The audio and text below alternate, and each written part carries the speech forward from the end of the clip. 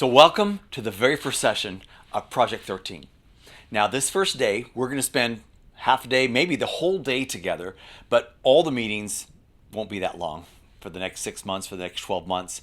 This day, we're going to set kind of the pace. We're going to set the backdrop of what's really going on in the world as far as the church, the trends that are impacting the church, what's happening with the young people. You can kind of read whether it resonates with what's going on in your nation, your part of the country, your city, your town, that kind of thing. And Project 13 is going to help you no matter where you live all around the world. And we do have churches all around the world that are learning this to be really effective, even more effective at reaching and discipling the young generation than you are right now. So welcome here. Now we want to start. We're going to work through the playbook together. You've got a copy of the PDF that was printed out for you, or maybe you can print it out right now. We're going to work through it. You can fill in the blanks, take notes. Going to be a lot of information here. We're going to start with understanding the moment that we live in, we the church. And you know, Scripture talks about this in Chronicles 12:32. The sons of Issachar, there were men who understood the times. This is what we're going to seek to do today. Learn to understand the times, the moment that we live in, and what Israel should do, and what we should do. When we understand the moment that we live in, and where the trends are leading, then we can understand kind of what action we should take. We call it anticipatory leadership. That is, we can anticipate what's going to happen and take action so that we don't become a victim of the trends. As a result, we'll know the kinds of actions we should take. Now, a lot of times when we think about how can we do church better, how can we do youth ministry better, next gen ministry better, we don't know. It's sort of like this quote from Henry Ford. If I would have asked people what they wanted, they would have just said faster horses before there was a car invented. They didn't have any idea about a car. What I'm going to share with you this morning and this afternoon, you're going to see the trends, but you're also going to see what churches are doing to counteract those trends to really make significant impact. It's a fresh model of young generation ministry that is just profound. One of the things that are happening right now is you'll see is things are changing so quickly right now. We all went through the pandemic and all the changes that happened globally. It's happening all the time because of media and social media, because so much is changing so quickly. Experts are saying that only those who accelerate their learning, that means we keep learning in order to know how to kind of tilt our sail to the wind, to what the trends are telling us so that we can be more effective. So I want to invite you for the next few minutes on a journey into the future. We're going to look at some of the trends, where the trends are taking us, and then talk about how we can affect the future and shape the future and impact the future that we create. You know, it's the Lord working with us. He has things he wants to do. That's why Jesus says, pray that your kingdom come, his will be done. It's not just that it's going to happen anyways. We have to pray for it, ask for it, and then begin to walk that out. So let's start by looking at all the trends. Of all the trends that I studied, two really stood out, and they really affect the church. The first macro trend we call the knowledge revolution, and that is knowledge is increasing so quickly that one guy that studied all this named Buckminster Fuller identified that everything we know about everything is doubling every year.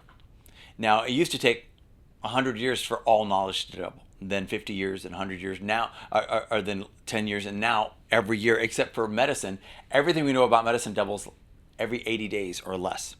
So not only is everything we know doubling, but it gets digitized, sucked into massive computers, digitized, turned into X's and O's, analyzed by AI, and now as a result, we have an information-based society, economy all around the world. And so we call them disruptive technologies because people now have their phones and other things, and they disrupt, for example, how we used to find a hotel. Now we find Airbnb. How we find a taxi. Now we find Ubers. And it's disrupted almost every dimension of life. In fact, most businesses will not be able, they're getting disrupted. In other words, they're getting interrupted. What they're doing with the way thought they were doing business, some new guy comes along with, they don't have, for example, hotels all around the world. They just have an app. And now they've got 500,000 rooms on Airbnb. And meanwhile, Hyatt and Hilton don't even have that many hotels, and so it's they've got ability to do something without having to invest all the money. They get disrupted, like these companies like Nokia. Some of you remember Nokia phones, that they were worth over $140 billion, but they went out of business. Almost they got bought when they were valued at $8 billion because they tried to go into the satellite business, mapping and that kind of thing. Well, so these other guys, and these Jewish guys, and they built a thing called Waze. They didn't have satellites and all of this that they tried to buy. They just had software that they programmed in their garage, and they disrupted Nokia. And so this is happening in the business world, where things are growing at an exponential rate. They're growing so fast, even old companies can't keep up with them. And anybody that keeps trying to grow linearly, like you can see that line, 3, 4, 5% a year, they'll go out of business, because companies are growing so fast. They're saying that most Fortune 100, 500 companies will either go out of business in the next 10 years, or they'll be severely diminished. So with this technology kind of knowledge, information, macro trend, what does that mean for us in the church? We've got all these companies they call now exponential organizations. They grow so fast. Hey, I never heard of that thing called TikTok, and then 1 billion people are on it. How does that happen? Even Jeff Bezos, who of course runs Amazon, says they'll probably be disrupted in the next 10 years, because even they can't keep up with how fast things are changing.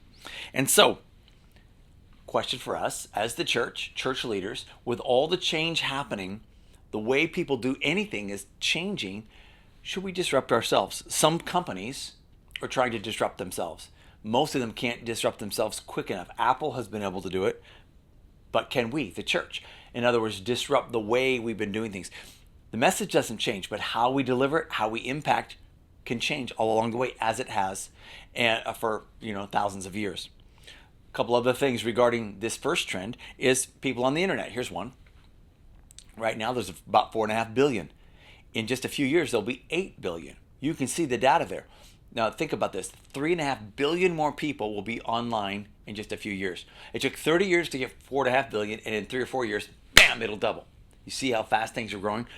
If you knew nothing else, if you only knew that 3.5 billion more people will be online in the next few years, how would that affect, your ministry? What will be the first thing they read or watch or listen to or song? They're going to hear something somewhere around the world. There's Elon Musk and others working on free internet for the whole world. Here's a picture of his Stargate. He's putting up 14,000 satellites all around the world to help people have internet and free internet all around the world. And so, it's a world that's rapidly changing. All kinds of devices, not just phones, but devices, clothes and cars and houses, all connected to the internet. And they as a result, they call it the democratization of things. When things get digitized, they get cheaper and cheaper and cheaper. So, for example, think about photographs. Some of you will remember when there used to be cameras that had film. You had to buy the camera, buy the film, take the film out, go have it developed. Everything costs money. Now we've got so many pictures on our phone, we can't even count them. There's thousands of them that we don't even want. They're free or almost free. Our ability to impact the world has been democratized. Listen, if a 13-year-old can make a crazy cat video and have 1 billion people watch it, and they do it for free out of their bedroom, why can't we leverage technology and tools to impact the world? So, this is one of the macro trends, the times that we live in. We need to understand, how will this all affect the church? Be careful that we're not like the car washes in Argentina. The guys that own car washes there realized something was happening, because they had half the customers they normally had. And so they thought, well, that's not us. We're like soap and dirt and scrubbing. It's not really us. We're not technology. But they lost their customers. So they began to ask them, why are you leaving? And they said, well, we believe that the prediction of weather is so much better that if it says it's going to rain, we won't bring our car in. So watch this. Car wash owners, they aren't technology driven, but their customers were. So they had to change the method of delivering their car wash. So they decided to start having a monthly subscription. For so much money, you can come and get your car washed as many times as you want each month. As a result, they started these clubs, and now they're all around the world. So much per month for as many car washes as you want. So even though we know technology doesn't change lives for good, doesn't change somebody's heart, technology impacts the way people operate, what they watch, how customer service friendly the businesses that they'll frequent, and that kind of thing. And so, asking the question, how will it affect the church? And there's so many other trends and technologies that I don't have time to tell you about. Whether it's artificial intelligence, virtual reality, blockchain, robotics, all kinds of things. The question is, how in the moment that we live in, how will we leverage these? We don't compete against them. We don't have to, but we could leverage them to be even better at what we're doing with the church. Here's a thought, just to think about. How do we navigate leading in the midst of so much historic change? So you might take a moment right now and just pause the video, discuss this for a few minutes, and then push play again, because then we're going to talk about the second macro trend. So macro trend number 2 is this. All around the world, all the data shows this. We call it the graying of the church. That is, the church is getting older and older and older everywhere we look all around the world. North America, you can see some of the trends here. In the United States, the average age of a megachurch is 40 years old. You can write that in your playbook. Average age of a small church, about 100 or so, is 53. In 61, the average age of a Church of England attendee is 61. Pew Research looks at it a little different way. They think about what's the median age of Christians versus Muslims. And so you can see here, median age worldwide of Christians is 30. That is, half of all Christians are over 30, half are under 30. Median age of Muslims, half are over 23, half are under 23. So why is that important? Well, you can see right over here, right behind my head, that as a result, the median age of Muslims 23, that's childbearing years. They have 4 wives. They can have up to 4 wives. They're having so many children. They're saying that by 2050, that Islam will be the dominant faith and religion around the world. Think about that. While we're alive, you're alive, I'm alive.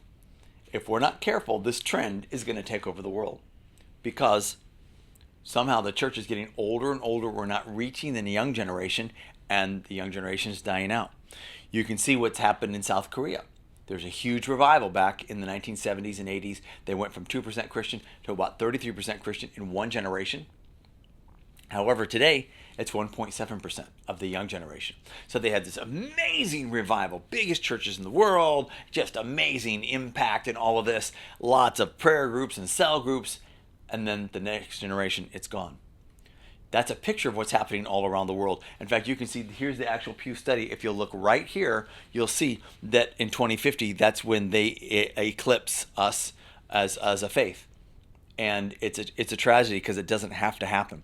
You can see here's another way of looking at it. Islam is growing, Christianity is growing, but not as fast. And you can see by 2050 what's about to happen. Here's another way of looking at it, a Pew chart.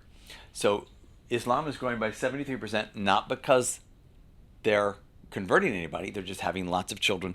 Christianity is growing by 35%. They are twice the rate of growth of Christians.